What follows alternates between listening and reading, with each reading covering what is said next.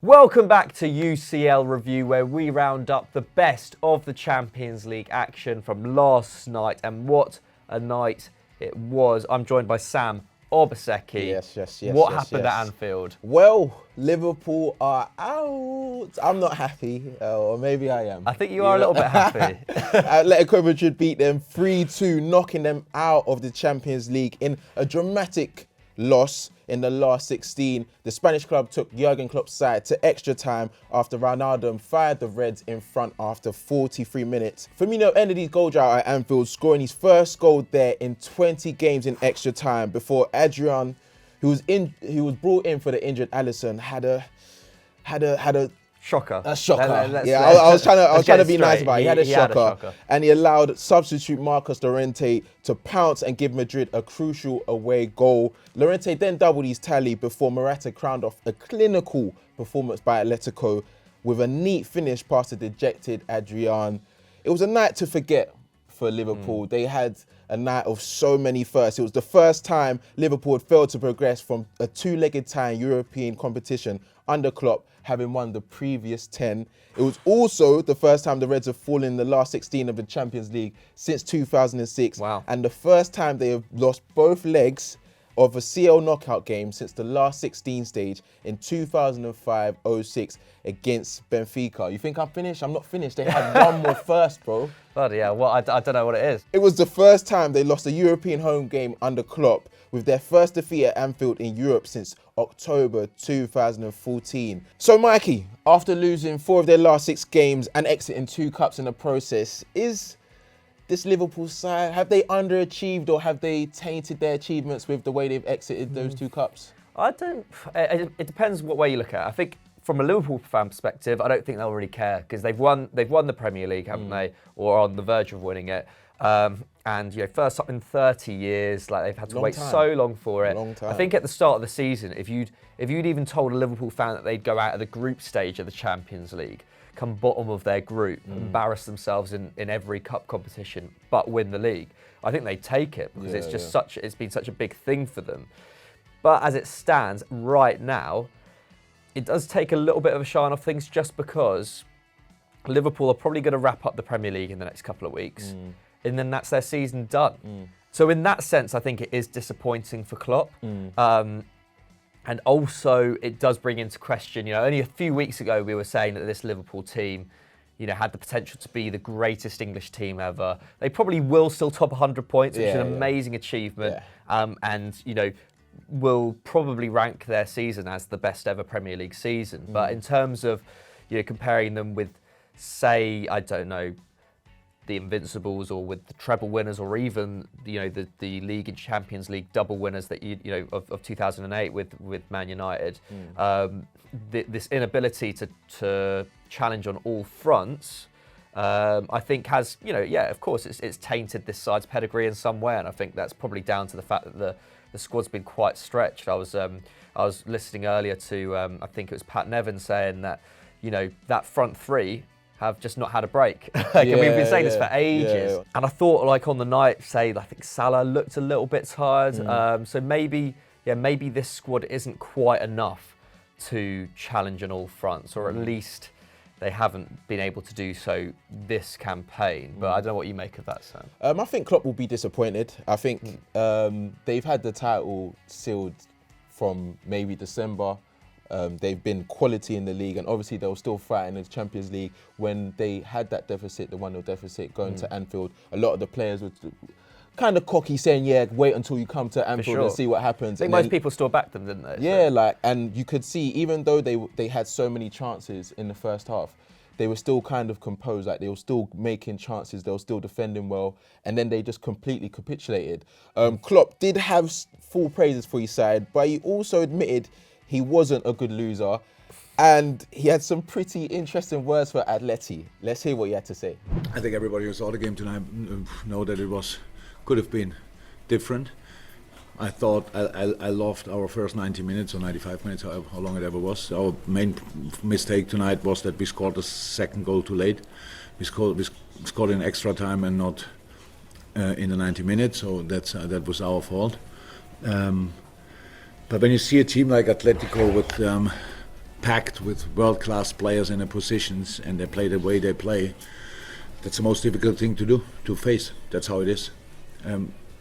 It doesn't give you always, but we did exceptionally well. We played exactly in the spaces we have to play. I loved the football we played. I loved how we used the half space. I loved how we used our triangles, squares on left and right side, how we passed the ball, how we came to the finishes. We wanted to have first touch crosses we had, and how we scored the first goal, super goal.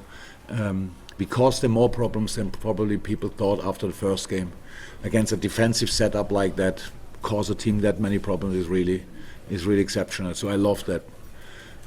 But we scored the second goal, all good, and then everybody saw their first goal. Come on, if you lose, and we lost tonight, you do it always for some reason, and they're always different. And tonight, of course, that pass was now not really helpful. Adrian is a super player. I love the boy, but it's this moment, wrong decision, didn't hit the ball right, I don't know. And in the end, they scored 2 more goals and we didn't. So we lost both games. Congratulations to Atletico, they are through. But I said it now already to pretty much all TV stations, I'm a under average loser, to be honest, at least tonight. If I would say all the things I have in my mind, I would look like the worst loser in the world. So that's a better stop here. Some quite harsh criticism there from Klopp. I think salt very much in the wounds there, wasn't it? I don't think you can really blame Atleti for the way they play. That's just the way they play. Yeah, it's the way they've played for nearly 10 years now. Klopp knows that. And it's his job to be able to break a side like that down, and I think they did for large parts of this game. And also you forget, like, Atleti are 6th in La Liga. They're playing Liverpool, who are probably the best team in the world. Liverpool should be more than capable of beating them, and judging by what we saw last night, they should have beaten them in 90 minutes, probably comfortably. They were completely dominant. 34 shots, 11 on target. XG had it as 3.5 to 1.2 for Liverpool. That obviously, if that translated to actual goals, that would have won it in 90 minutes for them. But Atleti still carried a threat, especially in extra time after that kind of capitulation after Firmino's goal. 10 shots and 6 on target for Los Rojiblancos, and obviously the majority of those coming in the added-on period. Atleti have now progressed from 5 of the last previous 6 Champions League knockout ties after winning the first leg. They only failed in last season's defeat to Juventus, obviously, where they won 2-0 in the first, and then succumbed to that Ronaldo hat-trick in the second.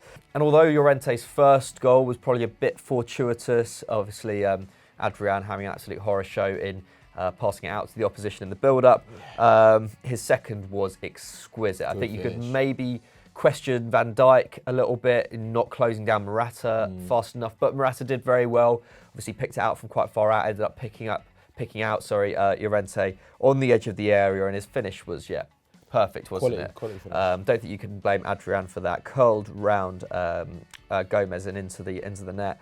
And he's just the second player actually to score twice as a substitute in a Champions League game ever.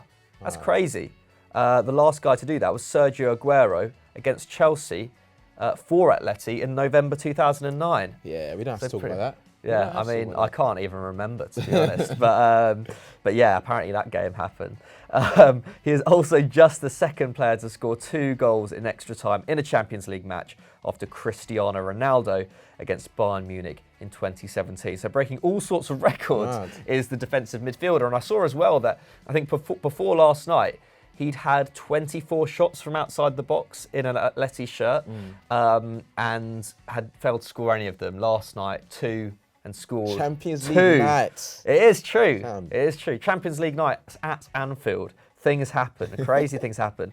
And speaking of the aforementioned Cristiano Ronaldo, he also had something to do with another record. Diego Simeone, in his 8.5 years in charge of Atleti, has never lost a Champions League knockout tie against a team which does not contain Cristiano Ronaldo. That is absolutely How crazy is that? Obviously, there were a lot of Real Atleti battles, weren't there, kind of in the mid-2010s.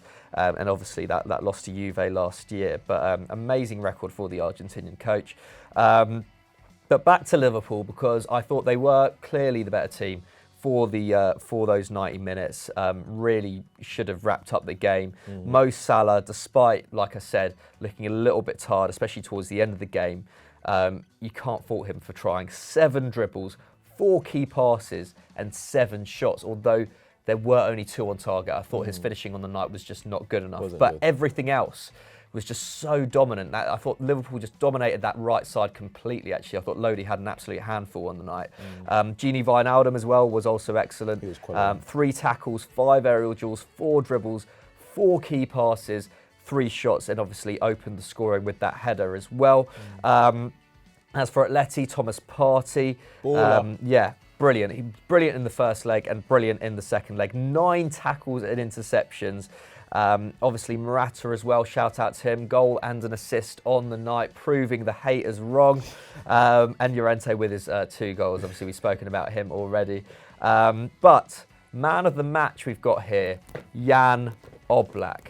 9 saves, including some absolute world-class ones. And I don't think it was necessarily the saves, it was just he just dominated that area. He was saving, so good. He was saving everything. Like, it must have been so, like, they must have been so upset seeing how many chances that they had on goal and none of them go in. Especially in the second half, they were just piling the pressure, and he was saving literally everything.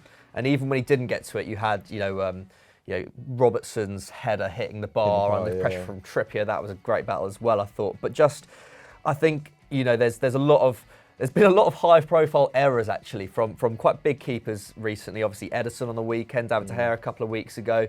Although you probably wouldn't put David De Gea in the bracket of the top 2 or 3 keepers in the world at this stage. But I think with a performance like that last night, I think that just reaffirms to me that, in my view, Oblak is the best in the world. Yeah, he has to be the best. I just don't think, for me, any keeper commands his area as well as him. Coming for crosses, punching out.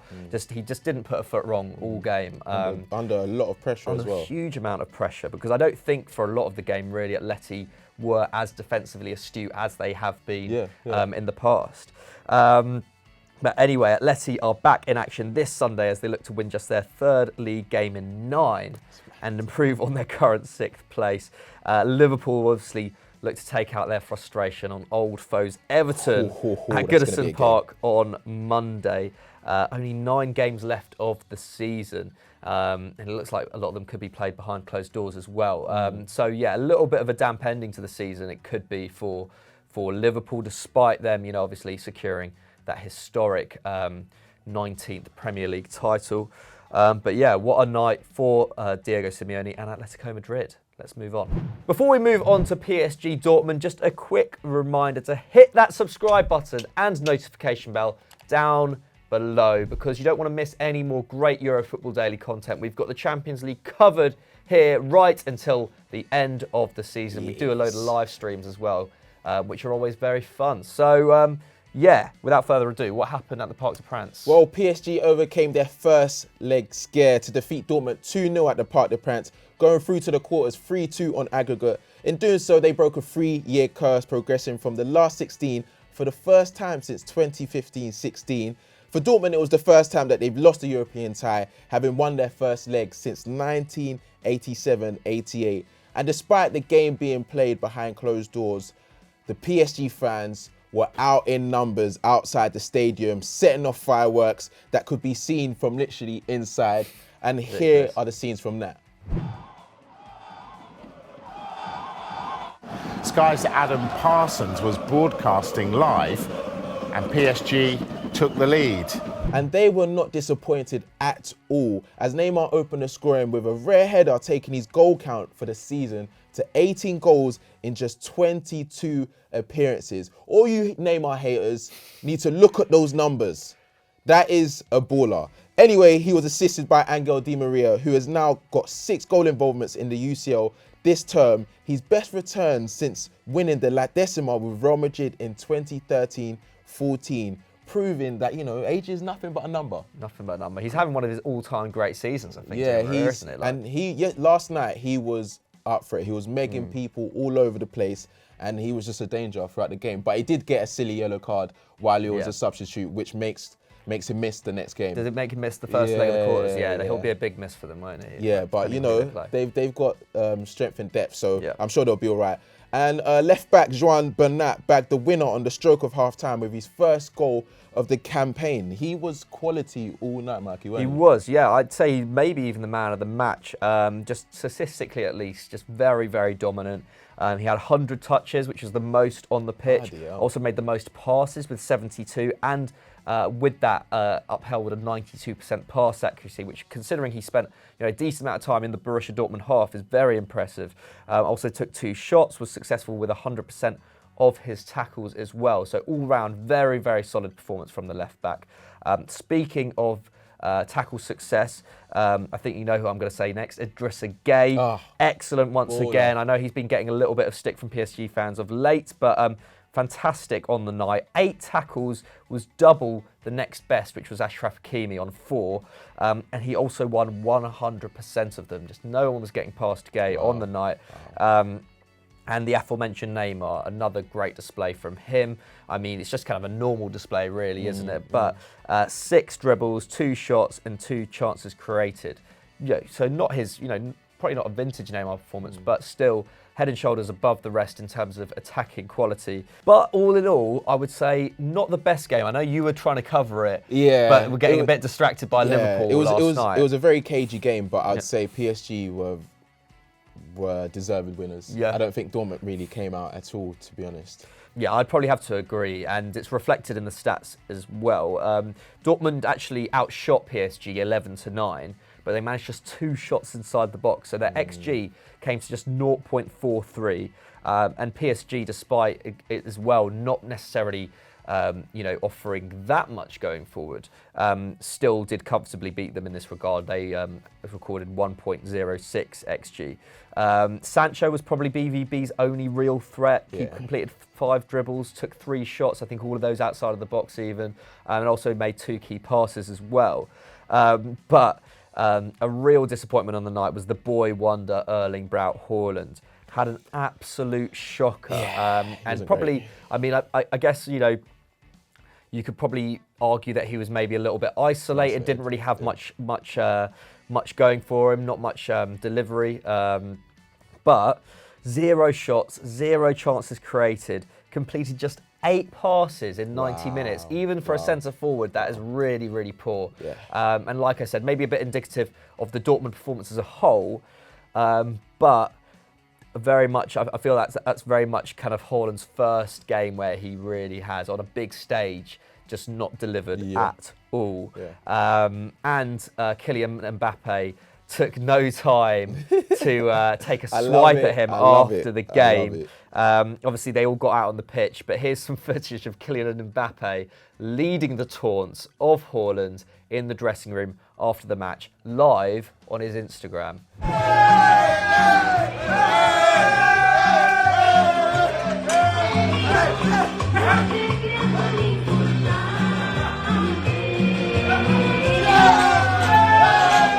So pretty funny scenes there. A little bit harsh, I think, on a teenager. But Sam, what do you make of this rivalry that's maybe bubbling up between the two of them? I like it. I can't lie. I saw something on Haaland's Snapchat where, when he was in France, he said, "This is my town," or something like that. So I think the PSG players might have seen that, or someone must have sent it to them, because every opportunity they had to do his celebration, they did it. Neymar scored, did the celebration.